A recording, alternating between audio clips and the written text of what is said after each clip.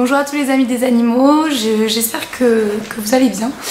Je suis très heureuse de vous retrouver dans une vidéo en face à face. Vous l'aurez vu dans le titre, aujourd'hui on va parler du deuil de la perte d'un compagnon non humain. Ça va être une vidéo un peu chill, je n'ai rien préparé à l'avance, je vais parler avec mon cœur. Mais cette vidéo a sa place sur cette chaîne parce que sur cette chaîne on aime les animaux. Et puis forcément ça me semblait important d'évoquer le deuil, l'expérience de la perte d'un animal, puisque vous n'êtes pas sans savoir que j'ai perdu Scarlett il y a 1 an maintenant.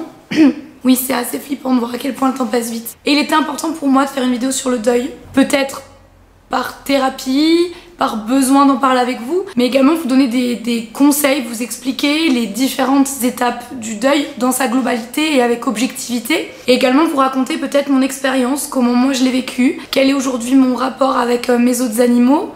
À cette occasion, j'en ai profité pour vous mettre à côté de moi un portrait que j'ai fait faire. Ça m'a fait du bien de faire ce dessin qui représente beaucoup de tendresse, je trouve. C'est une de mes photos favorites de Scarlett et moi. Et en attendant de trouver définitivement l'endroit où je vais le mettre, je le trimballe un petit peu partout dans toute la maison, mais je trouve qu'elle avait vraiment sa place dans cette vidéo. J'en profite pour remercier Corinne qui me l'a faite. Je vous mettrai le lien de sa page Facebook en barre d'infos si jamais ça vous intéresse, parce qu'elle a beaucoup de talent.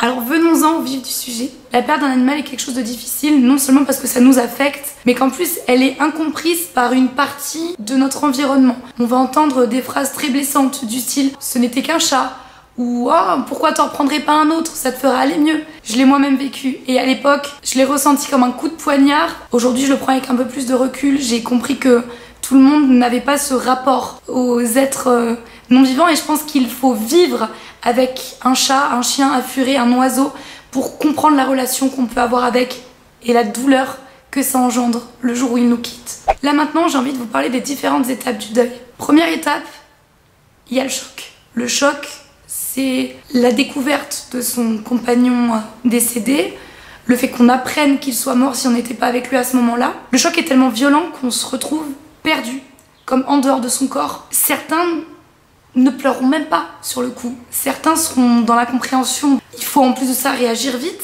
Donc c'est-à-dire contacter le vétérinaire, déposer le corps si jamais l'animal n'est pas décédé en clinique et qu'il est décédé chez soi. Faire les papiers, décider si on décide de l'enterrer, si on décide de l'incinérer. Tout s'enchaîne très vite et on n'a pas le temps de se rendre compte de ce qui vient de nous arriver. Alors dans certains cas où la mort est lente, par exemple un animal malade qui essaie de guérir, qui essaie de se battre pour survivre, le choc peut être moins violent puisque une part de nous s'attend à se réveiller un matin et à retrouver son animal parti. On a peur de ça, mais on sait que ça nous pend au nez, on sait que notre compagnon ne va pas bien, qu'il y a une chance qu'il aille mieux, mais qu'il a une chance qu'il ne s'en remette pas. Donc durant cette phase, j'ai presque envie de dire qu'on est mécanique. On n'est pas maître de nos décisions, on est presque spectateur de notre vie. La deuxième phase, je vais l'appeler le déni. Après le choc qui vous a littéralement enfoncé un couteau en plein cœur, il y a le déni. Le déni, c'est une partie extrêmement violente. C'est celle où vous refusez d'admettre, vous refusez de faire face. Vous avez juste envie de vous rouler en boule, que la douleur s'estompe, de disparaître et de vous réveiller, que tout se passe bien, en vous disant tout ça n'était qu'un cauchemar. Mais lorsque vous vous réveillez, vous avez des phases d'hystérie. Ça peut être exprimé de n'importe quelle façon. Vous tirez les cheveux, hurlez, vous tapez la tête contre un mur. Avoir des moments de folie, c'est quelque chose d'extrêmement normal. Moi j'avais de la chance parce que mes phases d'hystérie, mon copain était là pour moi, et quand c'est mon copain qui avait ses phases, j'étais là pour lui. On essayait vraiment de rester fort l'un pour l'autre, et c'est pour ça que c'est très important d'être entouré. Et c'est quelque chose d'extrêmement violent. Mais fort heureusement, elle est assez courte, puisqu'après le déni s'enclenche le processus d'endeuillement. L'endeuillement, ça va être la phase qui va vous permettre d'accepter et de continuer votre vie. Mais pour accéder à ce niveau-là, à cette acceptation, il y a plusieurs étapes. Il y a la colère, une colère envers vous. Par exemple, si vous vous sentez coupable de ne pas avoir fait bien les choses, de ne pas avoir agi assez rapidement, vous vous sentez coupable d'avoir laissé sortir votre chat alors qu'il y avait une route en face. Mais ça peut être également la colère contre vos proches qui ne vous comprennent pas, ou la colère contre la personne qui a tué votre animal, contre le vétérinaire qui a mal fait son job. Il y a cette phase de colère et cette phase de peine immense. Cette peine vient un petit peu dans la continuité de celle du déni, mais elle est un petit peu plus mesurée. Vous savez que votre animal, de toute façon, il n'est pas là, il va plus revenir, c'est terminé. Et c'est là que vous avez la tristesse. Cette tristesse atroce où vous avez cette tristesse et vous n'avez plus goût à rien, vous n'avez plus envie de sortir, vous n'avez plus envie de vous épanouir, vous n'avez plus goût à manger, à rire, rien ne vous motive, vous avez juste envie d'être seul, de pleurer, de faire face à ce chagrin, de penser à cette tête qui vous a quitté prématurément. Vous êtes persuadé que cette tristesse ne vous quittera jamais, que cette plaie béante dans votre cœur ne se refermera jamais. Vous pleurez plusieurs fois par jour et les moments où vous pleurez pas, vous serez tellement épuisé par tout ça, par cette fatigue émotionnelle que de toute façon, vous n'aurez pas le moral. Et c'est dans ces moments-là que vous avez besoin d'être accompagné. Cette période de tristesse va durer de plusieurs semaines à plusieurs mois. Tout dépend de votre force psychologique, de votre environnement, de votre entourage et du rapport que vous aviez à votre animal, de la violence du décès. Voilà, tout ça va jouer sur la longueur en fait, de ce laps de temps de tristesse et de colère. Après cette phase-là, vous avez le manque qui s'installe, le manque de votre compagnon. Vous avez compris qu'il n'est plus là, vous avez compris qu'il ne reviendra plus. Vous avez compris qu'il va falloir faire votre vie sans lui. Mais son odeur vous manque. Sa présence vous manque. Vous avez l'impression de le voir partout. Il y a encore des poils à lui sur votre canapé, sur vos draps de lit. Vous avez encore son odeur, vous avez encore ses jouets, son coussin. C'est extrêmement compliqué le manque. Moi, il y a des moments où j'étais persuadée de l'entendre respirer. Vous voyez, et ça vous heurte. Et là, du coup, vous retombez dans une période de tristesse. Donc ces trois éléments, la colère, la tristesse et le manque, sont liés et sont des éléments du coup qui constituent la période de deuil. Donc ce sont des étapes importantes et nécessaires du deuil, normal du deuil, avant d'accepter et avant de continuer votre vie sans vous en vouloir, sans vous sentir coupable. Ensuite, certains auront leurs astuces pour les aider à guérir plus vite.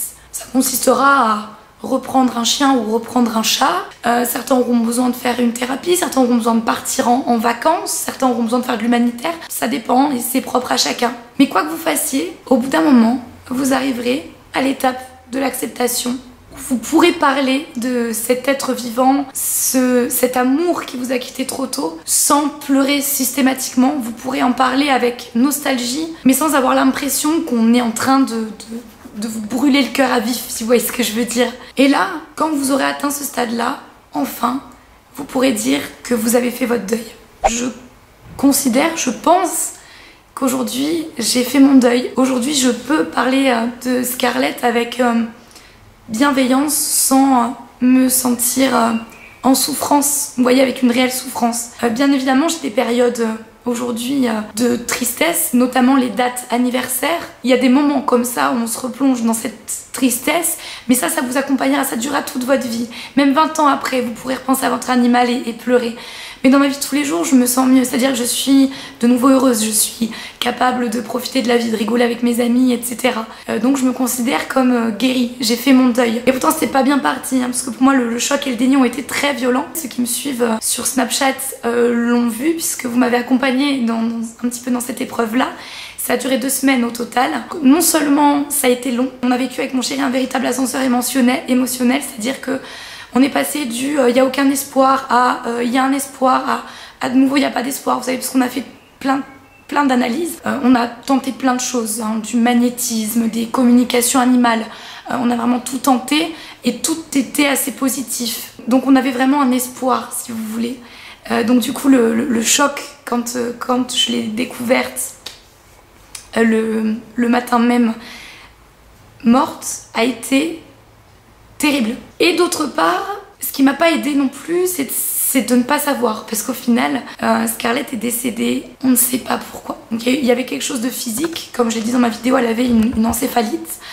Mais l'encéphalite, si vous voulez, c'est une inflammation. Une inflammation, c'est pas quelque chose de mortel. L'encéphalite, en plus, c'est quelque chose d'extrêmement rare chez un chat. Et c'est déclenché par quelque chose. Et ce quelque chose, on a fait toutes les analyses possibles pour essayer de le détecter. On a passé tout notre argent là-dedans. Et on n'a eu aucune réponse. Donc ça n'a pas non plus facilité, si vous voulez, cette acceptation. En plus de ça, il a fallu prendre sur nous, puisqu'on avait Matt Jackson à l'époque qui avait 5 mois. Et c'était hors de question pour moi de m'en servir comme éponge, de le prendre dans mes bras pour pleurer. Non, je voulais le préserver de ça. Donc quand on était en face de lui, on essayait de rester fort, de ne pas pleurer. Même si les chiens ne sont pas bêtes, ils ressentent tout. Mais au moins on a essayé de le protéger. Et c'était pas évident parce qu'il fallait porter un masque, si vous voulez. Il y a eu en plus de ça une violente phase de colère envers les vétérinaires à qui j'ai confié Scarlett, qui, et j'en suis encore persuadée aujourd'hui, ont une énorme part de responsabilité dans son décès puisqu'ils ont passé la nuit à lui administrer des sédatifs au lieu de m'appeler pour que je vienne, tout en sachant très bien que ça allait la rendre dans un état végétatif. Je l'ai récupérée comme ça et elle n'a plus jamais été normale. Donc il y a eu, si vous voulez, une phase de colère extrêmement violente envers ces gens-là. Si aujourd'hui je suis guérie, que je vais mieux, croyez-moi, il y a de l'espoir pour vous également. En tout cas, cette période de transition avant l'acceptation a été très lente.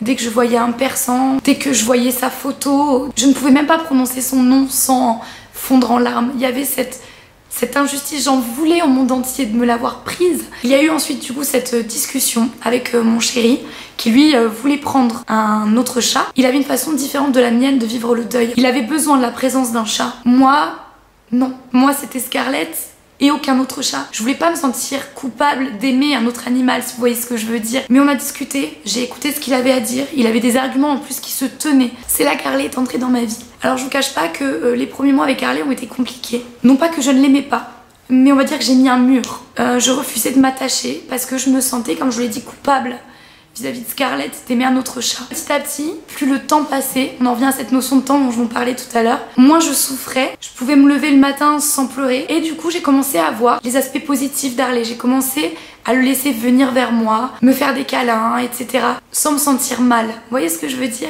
Et du coup ma relation avec Harley s'est construite et je dis aujourd'hui et j'affirme qu'il m'a aidé dans ma reconstruction à aller mieux, à aller de l'avant et à faire mon deuil. J'ai un petit cœur d'amour que j'aime énormément aujourd'hui. Ce chat est d'une gentillesse. Il est têtu par contre, il est extrêmement têtu. Très pot de colle aussi. Voilà. Bon, je te laisse te rendormir. Pardon, petit pitchoun. Excuse-moi. On est également passé par la case déménagement, qui était de toute façon prévue dès lors qu'on avait adopté Mac Jackson, mais qui a été du coup, on va dire, accélérée au moment du décès de Scarlett, puisque je ne pouvais plus supporter de vivre dans cet appartement, qui me rappelait trop de souvenirs. Donc ça a été extrêmement important pour nous de bouger, de recommencer quelque chose de nouveau. Aujourd'hui, Scarlett, elle vit là. Elle est en fond d'écran sur mon portable, elle est sur ma chaîne, elle est avec nous, elle est ici, là. Elle est omniprésente et c'est ce qu'il faut vous dire si jamais vous êtes dans cette période aujourd'hui. Profitez de chaque instant avec vos animaux, vraiment, parce que on sait jamais quand la vie peut nous les reprendre. C'est ça qui est horrible. Du jour au lendemain, d'une seconde à l'autre, on peut vous l'arracher. C'est ça qui est le plus dur. C'est notre rôle de les protéger, de les aimer, de les accompagner dans leur vie. C'est un proche qu'on perd. Scarlett, c'était mon bébé. En tout cas, n'hésitez pas à échanger en commentaire, à échanger vos expériences, comment vous l'avez vécu. Si vous avez des astuces peut-être pour aider les gens qui sont en train de traverser cette période à aller mieux, comme vous m'avez conseillé moi. Prenez soin de vous, de votre personne. Prenez soin de vos animaux. Bye bye.